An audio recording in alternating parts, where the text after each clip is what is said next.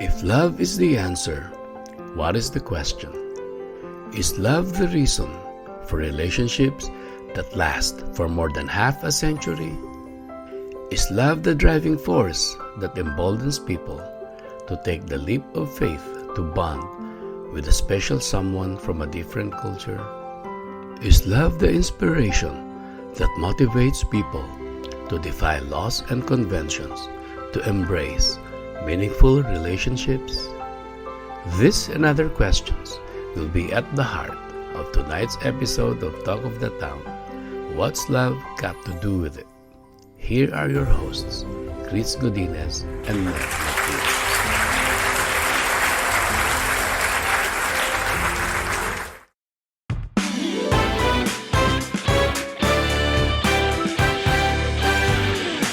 Hello everyone, this is Nair Martinez. And this is Chris Godinez. And we are on Talk the Town. Hello, good evening, good morning, good afternoon to all of you. This is Nair Martinez once again with another episode of Talk of the Town. It has been 4 days since Valentine's Day and love is still in the air. Can you still feel the love tonight? Can't help falling in love? Will your heart still go on? We are still in the love song mode.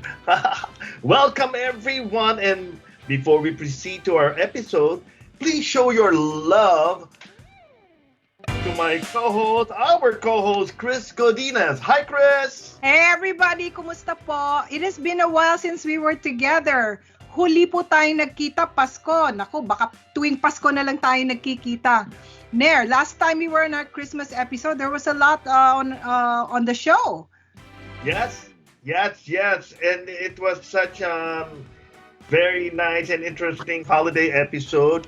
We featured, I think, 5 choirs, and then 2 rondallas, and then we had 2 theater personalities from the Philippines who performed for us, and of course, your favorite. Yeah, Congressman Manik Manao gave us quite a laugh that time. It's laughter, music, and lots of greetings from our community of lifers. Yeah. And I think on Rewind, we also talked about the dark days of Christmas in the Philippines, on Pearl Harbor and all those stuff. That was a very, very full-packed episode, but we are here. Yeah, we have a lot too. What do you call it? It's our love-themed episode. As you see, I've been naming so many love songs kanina. I know. You are like a walking lyric sheet. But you have a game coming up. Like, we're going to give a gift out to our lifers.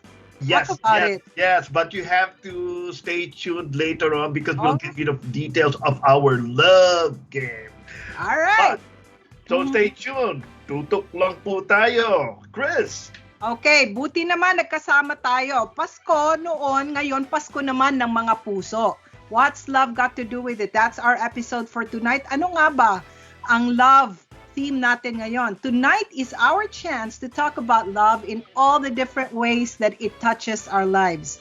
So, bago natin pag-usapan ng masinsinan ang pag-ibig before we talk about love in depth, magbalitaan muna po tayo with Philippine Daily Mirror Executive Editor Ricky Riera with news in and around the Filipino-American community with Balitaan. Good evening. In the Philippines, the official campaign period for those seeking national positions in the 2022 Philippine elections started February 8. As of now, there are 10 presidential candidates, 9 vice presidential candidates, 64 senatorial aspirants, and 177 party list groups. Only 12 senators will be declared winners. Party list groups with 2% of votes will automatically get 1 seat in Congress. Local elections for more than 18,000 positions will be held simultaneously. There are 65.7 million domestic voters and around 1.8 million overseas voters. The national and local elections are scheduled for May 9. The Commission on Elections First Division dismissed the consolidated disqualification cases against presidential candidate Ferdinand Bongbong Marcos Jr. for lack of merit. The COMELEC based its decision on facts, laws, and the evidence presented to them by the petitioners and the lawyers of the former senator.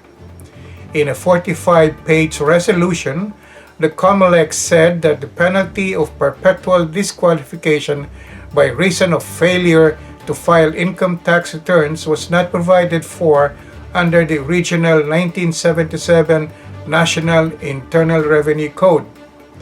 The petitioner cited Section 252 of the 1977 Code, which COMELEC says is a provision pertaining to the falsification or counterfeiting, restoration, or alteration of documentary stamps, possession or use of false, counterfeit, restored, or altered stamps. In the United States, 8 Filipino-American leaders from New York, Washington, D.C., California, and the U.S. Commonwealth of the Northern Mariana Islands had filed a complaint with the U.S. Securities and Exchange Commission against Chevron. The complaint is for allegedly violating Section 10b-5 of the U.S. Securities and Exchange Act and other provisions against graft and corruption when it transferred its interest in the Malampaya gas field to Udena Corporation's UC Malampaya subsidiary in the Philippines on March 2020. Two of the complainants, Lloyda Lewis and Rodel Rodis, also filed a criminal complaint at the Office of the Ombudsman in the Philippines against Chevron Philippines officials, Philippine Energy Secretary Alfonso Cusi, and Dennis Uy, the CEO of Udena Corporation, last October 2021, for allegedly violating Republic Act 3019 or the Anti-Graft and Corrupt Practices Act. In a press conference on February 10, the complainants Lloyda Lewis, Rodel Rodis, and Arthur Midel explained the reasons behind the filing of their complaint against Chevron. The Philippines lifted a nearly 2-year ban on foreign travelers on Thursday, February 10, as the latest coronavirus outbreak, sparked by the Omicron strain, eased in a life-saving boost for badly battered tourism, hotel, and airline industries' large numbers of workers, officials said. Foreign travelers from 157 countries with visa-free arrangements with the Philippines who have been fully vaccinated and tested negative for the virus will be welcome back. They will no longer be required to quarantine upon arrival. The government also ended a risk classification system that banned travelers from the worst-hit countries. The reopening had been set for December 1st, but was postponed as the highly contagious Omicron variant of the coronavirus spread. Back to you, Chris and Ned.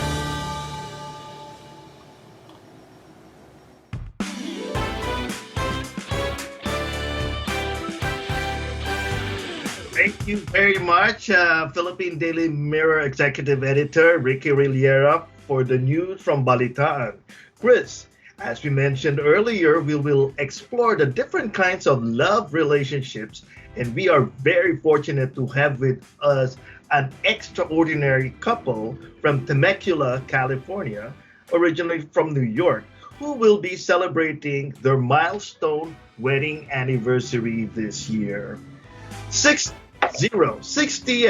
Can you imagine that, Chris? Wow, that's wonderful, Nair. Our guests are Jose and Lolita Bio, or fondly called Tito Joe and Tita Loli by friends and family, Nanay and Tatay. they're blessed with 9 children. Sina Marichu, Jose Jr., Imelda Rustico, Marlon, Aline, Joselito, Bernard, and Maria Margarita. They have 27 grandchildren and 7 great-grandchildren. Tito Joe is actually originally from Palawan. He worked as a merchant marine. Tita Loli, on the other hand, was a court stenographer for the Philippine Supreme Court. Mayor, tell us about their story. Okay, so now let's talk about love. Specifically, a love of a lifetime that is just as much as a lifetime of love. With our guests tonight, Mr. and Mrs. Bioff, we ask them questions, and through the magic of streaming, we present their answers. Here are Mr. Jose and Lolita Bioff.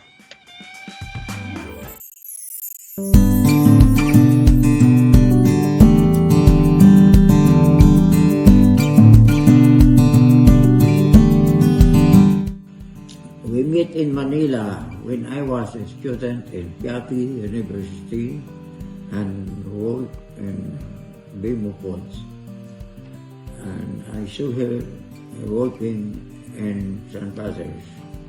Nung makita ako siya, sabi ko sa sarili ko, ito ang babae na gusto kong makasama habang buhay. Kaya lumapit ako at nagpakilala. Ako naman ay wala sa isip ko kung sino siya. Pero very persistent siya sa panliligaw. Kaya ko siya napansin.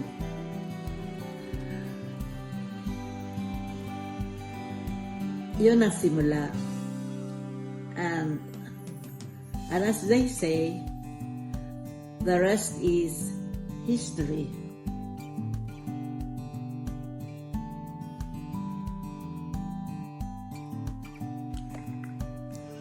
On April 27 of this year, 2022, we will be celebrating our 60th wedding anniversary. Thanks be to God. Yes, thanks be to God.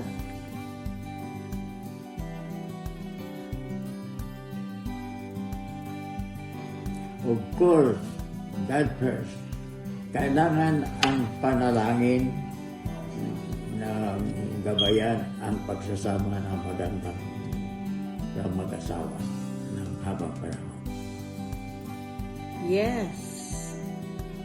And then, love and devotion to each other. Kaya nga, ang binigay ko sa kanya na pinsong ang awit na No Other Love. At ang binigay niya naman na sagot sa akin, Sinner or Saint. Yan.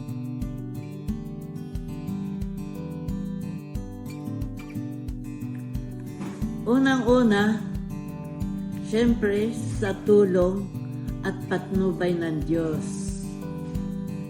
We always ask for God's light and guidance, especially during difficult times. Of course, it also helps that we have trust in each other and we try to forgive and we try to understand and forgive each other. Kaya may reconciliation kaagad and the conflicts are quickly resolved.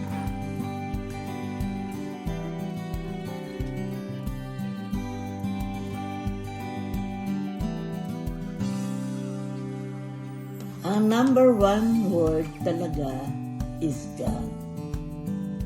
Dahil siya ang simula ng lahat at sa kanya talaga nanggaling ang lahat ng mga biyaya. Always call on God to help you go through life, especially during the most difficult times. Kapit lang tayo sa Kanya at always pray that He may continually bless us while trying to do His will. Let us also ask the guidance of the Mother of God and our Mother, the Blessed Virgin Mary, and the protection of Saint Joseph.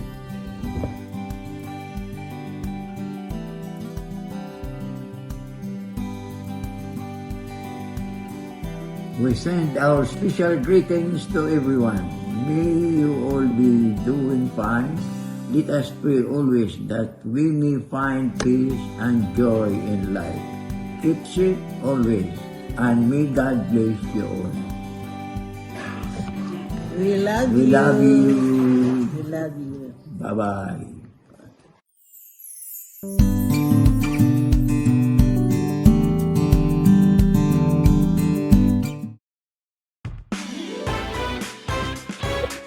Ang Sweet. Thank you, Tito Joy and Tito Loli. Kamusta? Happy anniversary, and May 2022 bring you more blessings of love. That was such a wonderful talk with Mr. and Mrs. Bio, diba, Chris? nakakaano naman, nakakaantig. Yes. Pero next up, this is Balwarte ni Attorney Chris. She will answer some frequently asked questions about the K1 fiance visa. Very important. Syempre, couples tayo ngayon. So, here's Attorney Chris with Immigration Basics.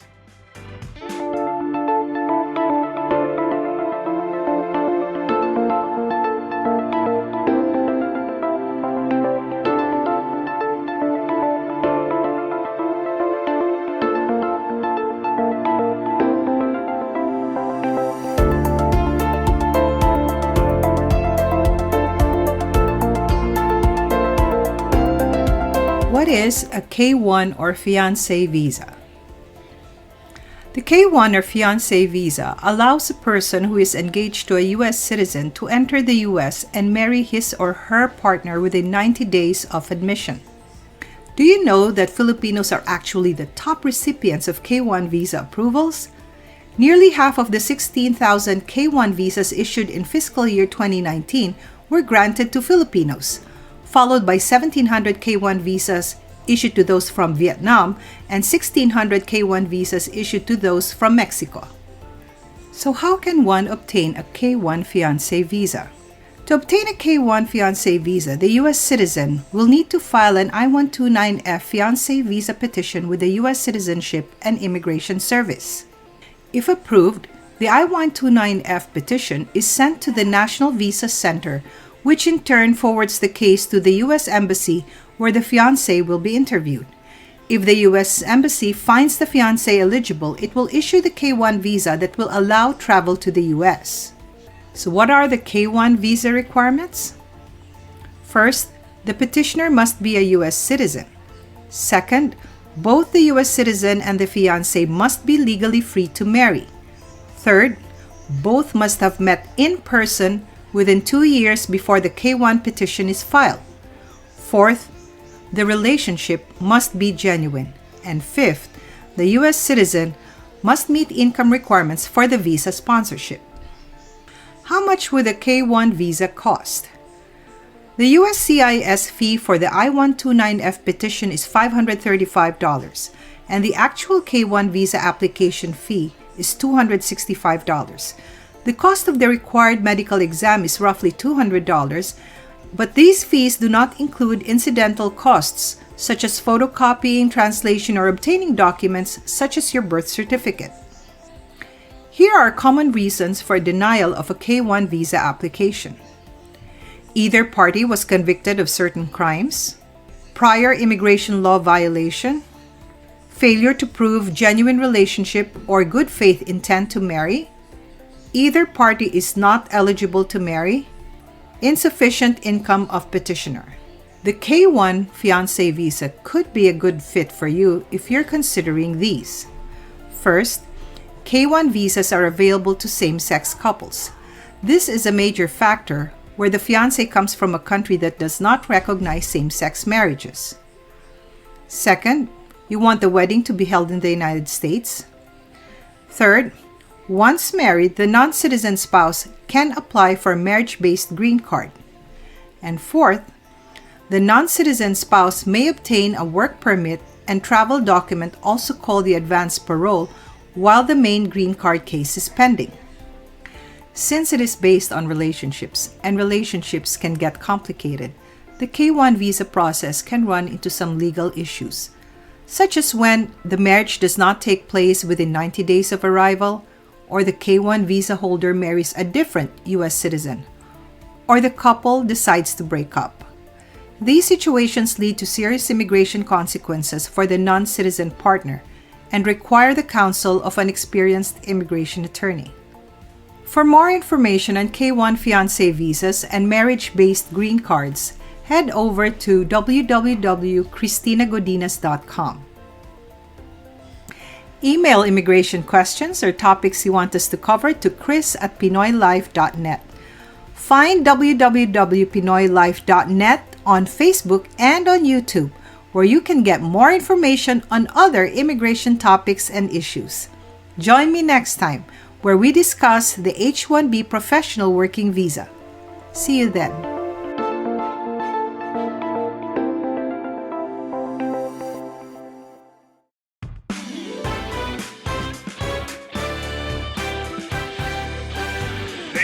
Thank you, Attorney Chris, for that wonderful information. So, yung mga magpapakasal, so,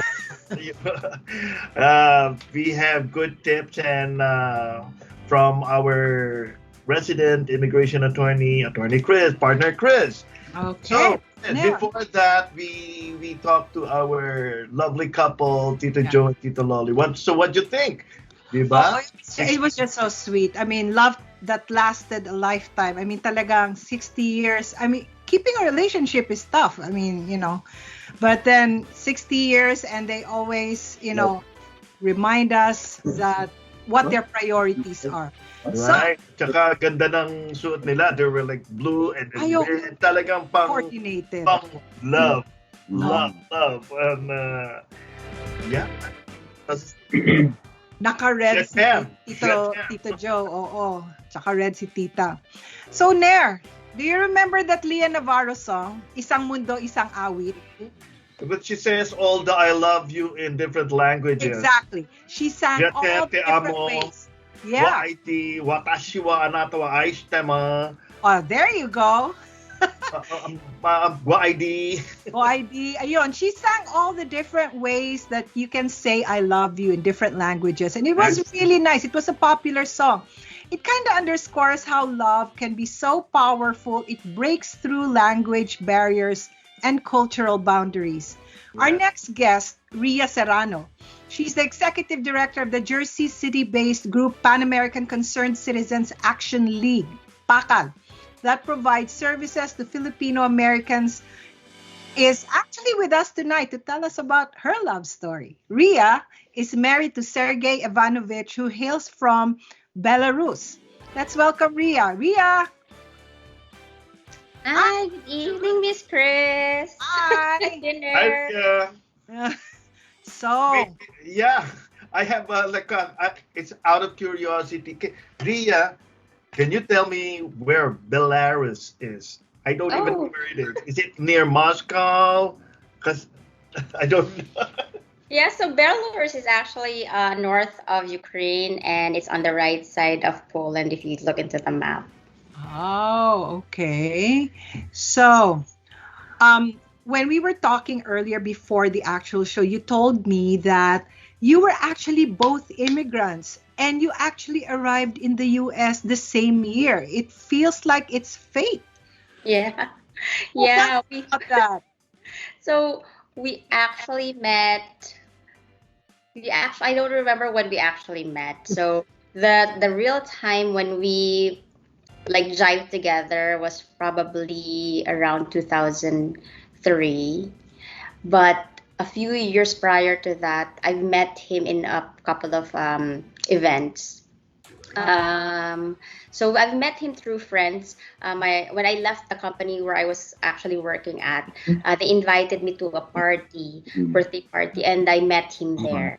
But he looked like very familiar because I've met him before. But we were not officially introduced maybe 5 years prior. So I know his face. So there was nothing there yet. Wala pa. We both had our different relationships 5 years prior. But in 2003, we were both single. So when we were introduced, hindi pa nag-click yon. We were invited again to a couple more parties. And then he was always there and I was always there. So we decided maybe we should go out and, learn about each other maybe. And that's where it all started. Oh. So I was just wondering, have you dated a non-Filipino before? No, actually, he was my first. So it was very difficult. Not really difficult. I was not sure whether it's the right, if I'm going to pursue it, because I was not sure whether it's the right way to go. But, well, we're 16 years, I think 17 years already together. Wow, that's quite so. You're on your way to love of a lifetime. I hope. Of course, there's a lot of challenges in between, but it's always nice to go back and fall in love again with each other and over. I know. Ria, being that you're from Belarus, did you have any challenges in adapting to the cultural differences? Like, syempre, they may, we have like traditions in Filipinos, and then they have Russian traditions as well. How did you manage to, mix them up or? Actually, it was nice. I visited his parents and his relatives back in Belarus, and they're almost like the Filipinos. When he introduced me to everybody was just overflowing with food. So I felt very at home. So hindi siya mahirap makasama, and I think all of his family were very nice to me. So that was not also so difficult. But I think it's really just, growing together with differences. Of course, those were our challenges. But it's always nice to always stay together amidst all odds. Wow. So you said they love, they celebrate over food. So do you have any favorite Belarusian food? And does he have a favorite Filipino dish? Yeah, actually. So when we were dating, or siguro during I think when we were dating, I keep on cooking all this liempo at home. Natutunan ko yun sa mga cousins ko how to make a real good liempo at that time. Hindi kasi ako mahilig magluto. And then they come to the house and they brought sinigang too. So they were cooking sinigang. He loved it. So that's his top favorite. Sinigang. He likes sinigang. Yeah, sinigang. Pork sinigang, bangus na sinigang. He loves that. Cool. Together with liempo. So every time we go back home, I think every restaurant that we go to, pareho in order niya, it's always sinigang. And yeah, you're going to be a real, good judge of sinigang across different provinces. Wow. Pero Ria, in terms of Russian cuisine, what kind of Russian cuisine did you learn love, or does he cook for you? Actually, when his friends would come over to the house, they teach me a couple of the Belarusian food, or actually Russian food. So I learned how to cook borscht from his friends. They taught me how to do beef stroganoff. So those are my favorites. Yeah, they're just, they just bring everything to the house. They start cooking and then we start eating, and everybody loves grilling. Nice. You should let us try Russian cuisine. You've been together for 16 years. Well, I was just, because we're kind of backtracking a bit and reliving those wonderful moments. So one of those moments, I assume, would be the time that the proposal was made. Can you share with us what it was like? Tell us about it. Yeah, so we lived in Brooklyn before. So before I was staying with him, we would go out together, and then I would see him at home in Brooklyn. And then all of a sudden one night, I was thinking siguro pag uwi ko sa bahay, I'm gonna tell him we're gonna eat Thai dito sa baba ng bahay. Because we lived in a second floor and there was like restaurants downstairs. So, chinek out ko muna yung restaurant sa baba. Sabi ko, ito na, magre-restaurant kami later ng dinner. But when I went to the second floor on our apartment, when I opened the door, ang daming balloons. So, sabi ko, bakit ang daming balloons? What's all of this? Yeah, it's all in the air. So, pinagandaan daw niya yon. Siguro dinala niya yung mga balloons at 5, 10 at a time from the stores, and then he will bring everything to the house kasi hindi siya isang buong nagdala. And then that's where he proposed inside the house. Oh my gosh. And how did the family take it? How about your family? What did they say? So actually, when he was proposing for marriage, he asked me if he can call my dad, and I thought it was just gonna be, hello dad, kamusta, we're doing okay, but he said he wants to have a private time with dad. So sabi ko, oh sige. And then when I picked up the call back from him, my dad was crying. So sabi ko, what did you tell dad? So I proposed to your dad that I will propose to you for marriage, but I wanted to ask him first for his approval. So that was really very nice of him. Wow. Naku, Ria, thank you for sharing your love story with Talk of the Town and our community. Because I think if you were to give a piece of advice to anybody who will be entering into a relationship with somebody who is non-Filipino, somebody with a different cultural background, what would it be? You will know the person when you're together with him. There's going to be a lot of trust. It's very trusting. Your heart is feeling very comfortable, confident. There will always be challenges in life, and I've always heard that from a lot of the people, your relatives, your family, your friends, that there will always be challenges. So I look into those advices too, and of course with different personalities, different cultures, and we both grew up in a different environment. Take out all those issues and those challenges, and just try to always look for the best out of both of you, and amidst everything that's happening to you and to what's going on, always look towards each other, and you'll always fall in love. Falling in love every day. Wow. Yeah, that would be something to aim for. Thank you so much, Ria Serrano, sharing your story. Thank you very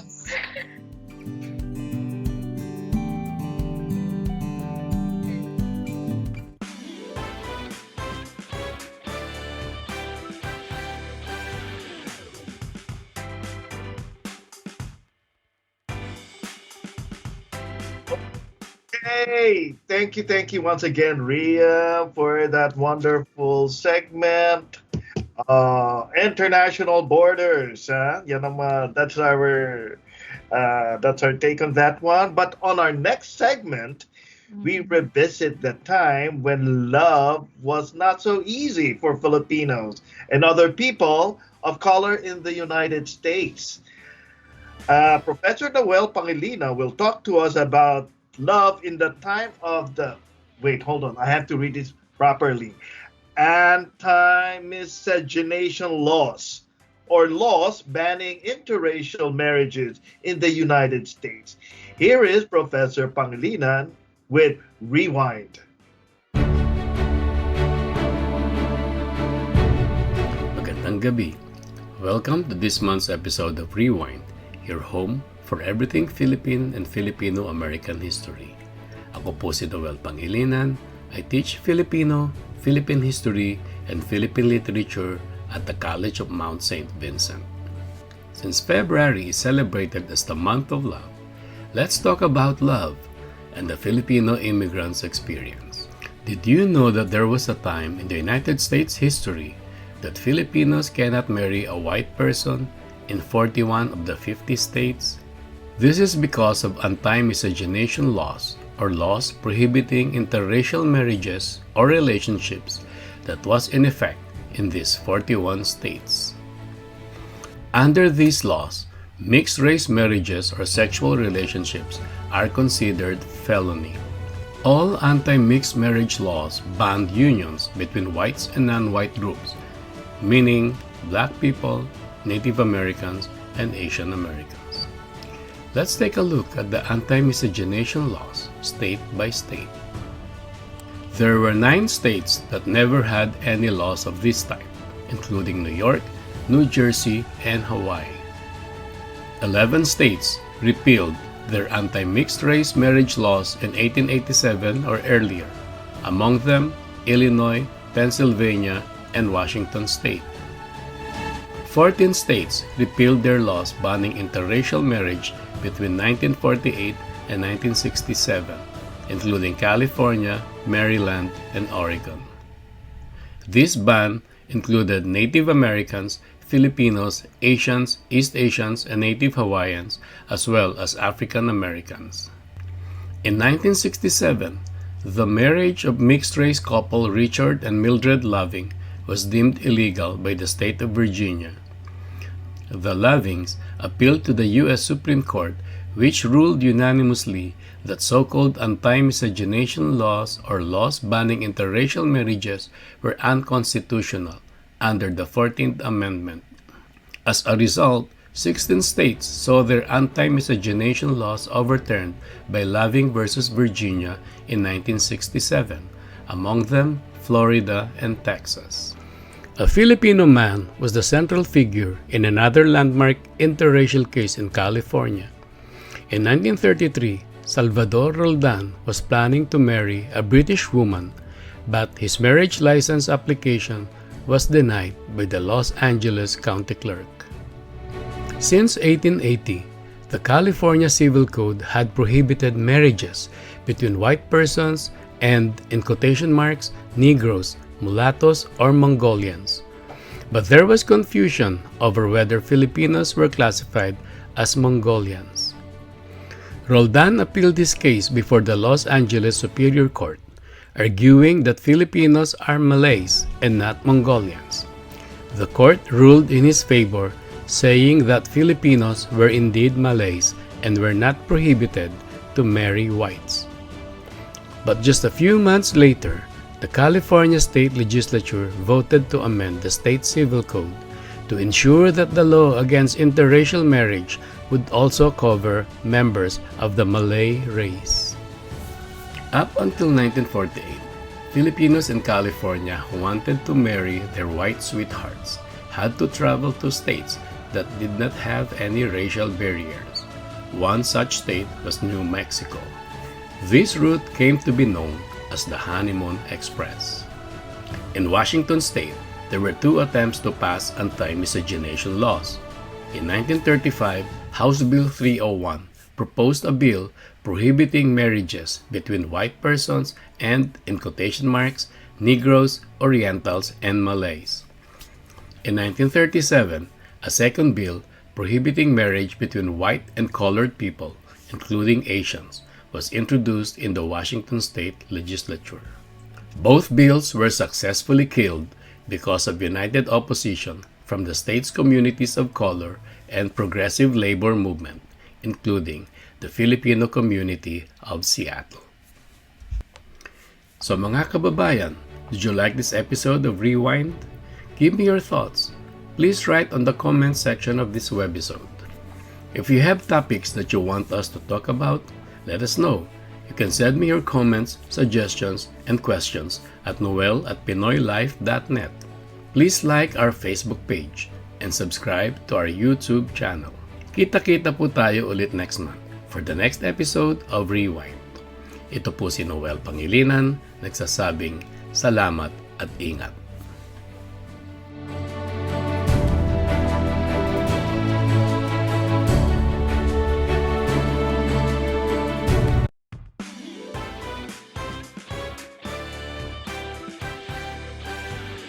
There. Yep. So far, we talked about love that lasts a lifetime, love that crosses cultural boundaries. Our next guest will talk to us about love that defies convention. The Washington, D.C.-based Human Rights Campaign reports that as of last year, there are only 31 countries, including the U.S., that recognizes marriage equality. Unfortunately, the Philippines is not one of them. The Philippines still defines marriage as a special contract of permanent union between a man and a woman. Now, tonight, Cicero Oca met the love of his life, Damon Anthony, in the U.S. and married him over a decade ago. Cicero and Damon are with us tonight to share their love story. So, Nair, Cicero and Damon are with us. How are you guys? Hi! What are you gonna say? Kamusta? O, kita mo, alam niya. I trained him well. Cool. So, you want to shoot the first question, Nair? Yeah, like I earlier at the start of the show, I said that it's been 4 days since Valentine's Day. So how did you spend Valentine's Day, or did you celebrate Valentine's Day? We spent it cooking in the house. I made fried pancit. Fried pancit, yes. The best. That's The the best, best. His Yeah. favorite dish, Great. pancit, yes. So, did you learn that by yourself, Damon? Or did Actually, I learned Cicero on TV. teach you? No. So he learns it from TV. He watches the YouTube channels, YouTube DIYs, and then from there he copies. A lot of cooking shows. I watch them as well. Get a lot of tips from them. And Sister also teaches me. Yes, I teach him, like I tell him what I know based on what I remember. Oh, cool. So how did you guys meet? We met in New York City. No, we met online, and then we met in New York City. Oh, okay. And then, like everybody else, a lot of people now I think are mostly meeting online. And then we dated in New York. Then I went out to Pennsylvania. I had a campsite at a gay campground. Invited him out to spend a weekend with me. And we just kept going after that. We just hit it off, yes. Yeah. Oh, that's so nice. So let me ask this of both of you. So the question is, how did you know that he is the one? So start off, Cicero. Well, I think because you see him almost every day. You talk to him almost every day, and then you enjoy whatever you're doing together. Outdoors, indoors, whatever you like the family. I mean, his family is wonderful. Okay. So I think it just, and also the friends I like his friends. He likes, hopefully they like me too. And then just when it's like Ria said, when it's happening, when it's the right person, right, David? Yes, I agree. I fell in love with him the minute I met him, and then afterwards we went to his mother, and his mother was really nice to me, and went to a lot of events with his families and members, and they were all really nice to me. Everybody was treated me like a normal person. I fit right in the group. So when you guys started the relationship, was it, well, we are in New York City, and it's not really an issue of convention or not, but in your life together, did you experience any difference between how you were treated as a couple versus how other heterosexual couples were treated? I mean, would you like to share any experiences with us about that? Yes, not really, because I think we're luckier. We're luckier because, when we started dating, there were talks of like the government approving the gay marriage. Right. So I think we're lucky, and it was easier for us, and it's more accepting. And also, I think it's easier here in America. Yeah. Definitely. But in terms of like my family, definitely they're more open. Right. I mean, he's not my first boyfriend, so I came and I finally told my family when I was on my first boyfriend here in America. So, but so it's not much. Not much. We're actually lucky here. We're very lucky. And also, I live in Pennsylvania, and he lives in New York City. Yes. Right. So we're commuting back and forth all the time. Yeah. Right. My aunt had an apartment in Manhattan, so I would go into her apartment all the time and help take care of the apartment because she was already 100 years old at that point. Oh, okay. So, Yes. And his dad, who just passed away last year, when he was like 101 years old. Oh. So we've been taking care of our family. Yeah. And this is our first year together. Wow. Yes. And you got My fur mom went to babies the too. Philippines, so like, yay, but I love you, mommy. And earlier in the show, Nair, they were showing us their fur babies. Yes. They have 2 dogs. Sunny Bunny, Yinky. Yeah, they hid already. Yes. Yeah, and we have chickens earlier we too. were talking to them. I was kind of describing like Cicero was the city mouse and Damon was the country mouse. So, like what they said, Damon is Pennsylvania, Cicero is New York. What's their typical day like for them? Like you now have a home in the Pennsylvania, right? Pennsylvania. Yes. I basically during the week, if he's not here, I take care of the house, and I do gardening and I help. All he has done the house, I take care of it. With him, he lives in Manhattan. He has his jobs and does whatever he has to do. We get together and we talk at least 3 or 4 times a day. Yeah. So thank God to the new technology. Like there's no way out of it. You cannot be like, oh, writing letters, no more snail mail. But we make it work, and I think it's because again, it's we love each other, we care for each other, and we know our objectives, and then we just trust each other, and then also we love the best of both worlds, having to live in the city life, high energy, and then coming home to country. I'm from Laguna, so originally from Laguna, so country is like no stranger to me. So I love, we plant vegetables in the summer, and then we froze them for the winter. Nice. Yeah, and we have our chickens. Have you gone home to the Philippines, Damon? I haven't gone yet. My problem was my dad. I was taking care of my dad, and I really couldn't afford to go out of the country till now. Right. And with the epidemic that was here, we really couldn't go either. We're thinking about going maybe next year sometime. Wow, that would be fun. So where are you gonna take him, Cicero? Oh, beach first, no city. Beach first. Go to the beach right away. And then, of course, a lot of food tripping. Yeah. Yes. Yes, and Laguna is known for the hot springs. Oh yeah. The hot springs, volcanic. I do have a question follow up though for Cicero. I know, like obviously in a relationship, there's always conflict. So I'm sure there's some fights, tampuhan, awayan, and all those stuff. So who initiates the peace talks?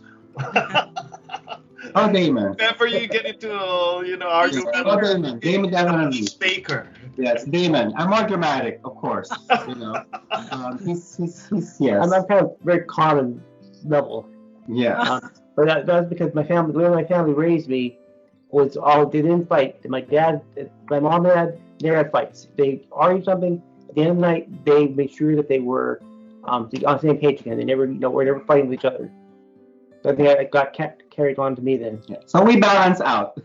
That's right. You balance out. And it's really unique because it's not just the fact that this is a same-sex marriage, but it is also at the intersection of different cultures. So that's really interesting how the dynamics work out in your. Definitely, yes. It helped that I've been living here for a while now. That's so I'm a little bit more immersed in the American culture, but at the same time, also I think communication culture definitely. When you're living in the house, you kind of find out the real person, right? Yeah, So, true colors. those things that you make adjustments, and then of course communication is the most important thing. I think communication is number one. You have to talk. You have to you really have to say what you feel and what you think. Right. And then and at the end of the day, it's just like, okay, we just talked about it. Let's move on. And be better. Right. Hopefully, right? Wow. Hopefully. Yes, and that's great advice, and that's great advice that we can everybody I think can use, not just in love, in romantic relationships. So, thank you so much, Cicero, for sharing, and Damon. I hope you enjoy when you visit the Philippines. And it's wonderful that you shared with us your love story. Thank you for having us. Thank you. Most Good night. Happy Valentine's. Yes, we will continue celebrating Valentine's. Stay happy. Yes, same with you. Okay, thank you very much, Damon and Cicero, for that insightful conversation. Right. First, We're moving on to our, we want to thank our sponsors and our Pinoy Life community, specifically our sponsors, Lead Consulting, the Philippine Daily Mirror, Kababayan Media, Design District Studios LLC, and our growing community of lifers who continue to support us and promote our show to their friends and family. Remember, PinoyLife.net. On the Facebook page, and subscribe to our YouTube channel for more content that you can use. Yeah? That's right. Great. Thank you also to our sponsor, the Law Office of Christina Godinez. Okay, here's the fun part for our love game. And I'm sure our guest for tonight can also join in. Yeah. But this is an interactive. Okay, all you have to do is type in the answer on our chat box below. Okay. And the first viewer or the responder who Right. gets a complete answer will get a special gift from Talkative Town. Of course, our palaro or / contest deals with love. Very simple. Okay, what we want you to do, get your hands ready on your keyboard. Type in your answers on the chat box, and the first one to give the answer, there's 5 of them, Yeah. will win a special prize. Ready? Please give us 5 songs with the word love in the title. 5 songs with the word love in the title. Ready, get set, go. And the Okay. first person who we see on the chat box with 5 titles with love in it will win a special prize. Let's go. All right. So we'll give them a couple of minutes to type in the song titles with the word love in the title, just 5 songs. And in the meantime, just a quick reminder to watch this episode on our Facebook page, PinoyLife.net. After the broadcast, you can watch it there or catch us on YouTube. And while you're at it, subscribe na rin po kayo. So if you have any activities or news or issues you want us to tackle on Talk of the Town, please send us an email, info@pinoylife.net. All right? So now for activities, events, news you can use in and around our communities. Please welcome Kababayan Media's Lambert Parong with Community Buzz. Hello everyone, kumusta po kayo? I'm Lambert Parong and this is Community Buzz. We begin with a key appointment in New York City Mayor Eric Adams' administration that began this January. Ria Serrano, a Filipino-American, has been named as the Deputy Mayor for Economic and Workforce Development. Prior to her appointment, Ria Serrano served as Vice President for U.S. programs at the Ford Foundation. She formerly served for 15 years in various positions in the New York City government. The Filipino-American Friendship Community, or PAFCOM, held its induction of new officers and turnover ceremonies this past January 21st in Jersey City. Consul General Elmer G. Cato inducted the new officers led by its President Ophelia Frain. Supporters and volunteers of candidates for President and Vice President of the Philippines in the upcoming May 2022 elections have been busy organizing and advocating for a more active participation from members of the Filipino community here in the Northeast USA. Earlier this month, on February 6th, a Pink Caravan of Hope for Vice President Leni Robredo and Senator Kiko Pangilinan was held in Union Township in New Jersey. The organizing team was led by Eduardo de la Cruz and supported by various organizations including Filipino-Americans for Leni, United Filipinos of North America, New Jersey, USA, Global Filipinos for Leni, Isang Bayan USA, and the Malaya Movement. And this past Sunday, February 13th, a caravan and rally for the tandem of frontrunners former Senator Ferdinand Marcos Jr., and Davao City Mayor Sara Duterte Carpio was held in Queens, New York. It was organized by the Uniteam BBM Sara East Coast, led by its chairman Rene Ballenas. And now, for some upcoming events that you need to know. The group Solid Lenny Kiko Global will have a virtual launch tonight, 11:30 Eastern Standard Time, and it will be live streamed on its Facebook page. Then tomorrow, Friday, February 18, the Philippine Consulate in New York and Centro Rizal, New York, with the support of Ria Foundation for Filipino-American Heritage Preservation and the Knights of Rizal, will be having its maiden episode of the Bayani series via Zoom. Then on Saturday, February 19th, from 9 a.m. to 3 p.m., it's the 8th Filipino Community General Assembly organized by the Philippine Consulate General in New York. Presidents of Filipino-American community organizations in the U.S. Northeast that are registered with the consulate are invited to participate. It will be held at the Kalayaan Hall at the Philippine Center. Also on Saturday, the Philippine Consulate will open for Serbisyo Sabado sa Konsulado from 9 in the morning till 4 in the afternoon. The following services will be offered on appointment basis: passport renewal, notarization, NBI clearance services, retention, reacquisition of Philippine citizenship, and SSS services. For further inquiries, please send an email to serbisyosabado.nypcg@dfa.gov.ph.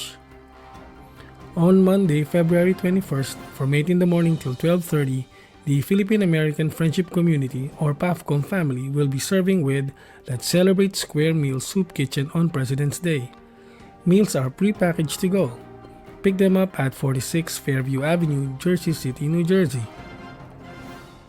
Then on Wednesday, February 23 at 6:30 p.m., an evening with the Consul General, the official launch of the 2022 Philippine Independence Day celebration, presentation of the 2022 Grand Marshal, and PIDCI Board of Directors. For more information, call Arman at 908-346-3366 or NER at 347-837-5853. On Thursday, February 24 at 6:30 in the evening, the Pan-American Concerned Citizens Action League, or PACAL, will hold its monthly meeting in Jersey City, New Jersey. On February 26 in Woodside, Queens, it's the New York Unity Walk for Lenny Kiko from 9 in the morning. The meeting place is by St. Sebastian Church at 58th Street on Roosevelt Avenue. Then, on March 12 from 5 in the afternoon till 9 in the evening, the JCI Philippine New York will hold its 59th Induction of Officers and 2021 Presidential Gala in Secaucus, New Jersey. And finally, on March 19, the Philippine Independence Day Council will hold its Grand Marshal Ball in Teaneck, New Jersey from 7 in the evening till midnight. For more information, call Margie at 201-273-2081 or Nora at 732-925-2608. That's it for now. Send us announcements or updates from your organization. Email them to communitybuzz@pinoylife.net or lambert@kababayanmedia.com so we may share them on our next episode. On behalf of Kababayan Media, Happy Love Month everyone! At tandaan, parating panatilihing mabuti ang ating kalusugan. Ingat mga kababayan! I'm Lambert Paro for Community Buzz.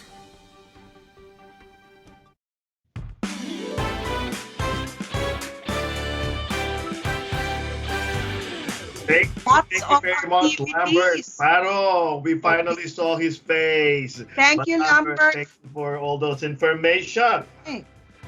Right? Anyway, Chris, as we approach the tail end of our love episode, we have a special treat for all of you, our viewers, and everybody. Jared Martin is an award-winning singer from Brick, New Jersey, and Jared attended the University of the Arts in Philadelphia, Pennsylvania, where he earned his master's degree in music education after earning the presidential honors for his bachelor's degree in vocal performance. Jared has had the wonderful opportunity to share the stage with numerous entertainers such as Gabi Concepcion, Lani Misalucha, Susan Egan, Jody Benson, Ben Folds, Joey Albert, Raymond Lauchenko, and Martin Rivera. Jared was also the winner of the Freehold Idol in 2015 and the winner of the Loretta Idol in 2017. He has also performed in musical theater as well, and is a member of the Barbershop Harmony Society of Ocean County, as well as the Voices of Philly Pops. Here to perform for us a special love song. Here we go, Jared Martin.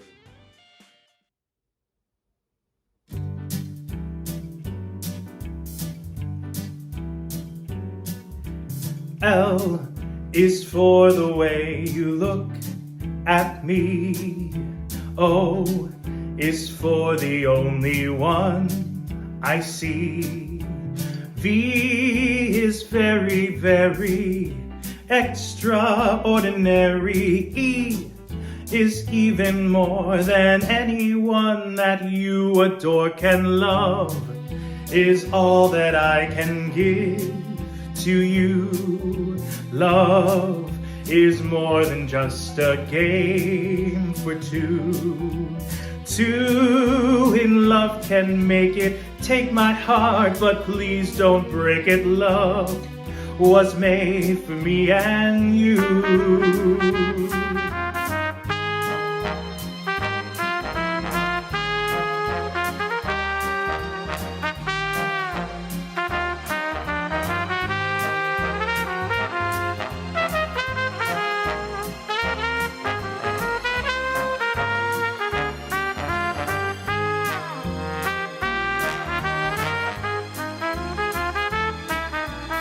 L is for the way you look at me. O is for the only one that I see. V is very, very extraordinary. E is even more than anyone that you adore can love, is all that I can give to you. Love is more than just a game for two. Two in love can make it. Take my heart, but please don't break it. Love was made for me and you. Yeah, love was made for me and you. Oh yeah, love was made for me and you.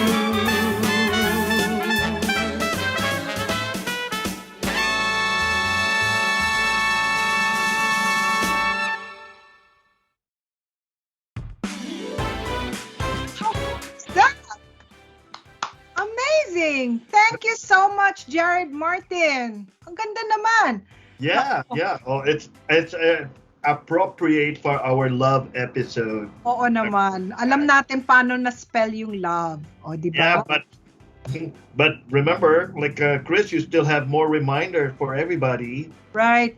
Well, like most things, Nair, all good things come to an end. So we are about to close the show, but just a few quick reminders. Keep safe, stay healthy, like and share us on Facebook, PinoyLife.net. Huwag po ninyong kalimutan, and subscribe on our YouTube channel where you can get news you can use, community events to attend, Filipino-American history you can learn, and U.S. immigration information. So go to PinoyLife.net and subscribe to our YouTube channel. Touch base with us. We'd love to hear from you too. Send us an email to info@pinoylife.net. So stay in touch with us, Nair. Yeah, and so we end another episode of Talk of the Town. Stay tuned to our Facebook page for updates on our upcoming episodes. And on behalf of Ricky Rillera for Balitaan, Professor Noel Pangilinan for Rewind, and of course, partner, Attorney Chris Gadinet for Immigration Basics, Lambert Paron for Community Buzz, Ralph Sampson in our broadcast and live stream studio at Design District Studios in New Jersey. This is Nair Martinez, bidding you all a good night and have a love-filled weekend. And as we always say, keep talking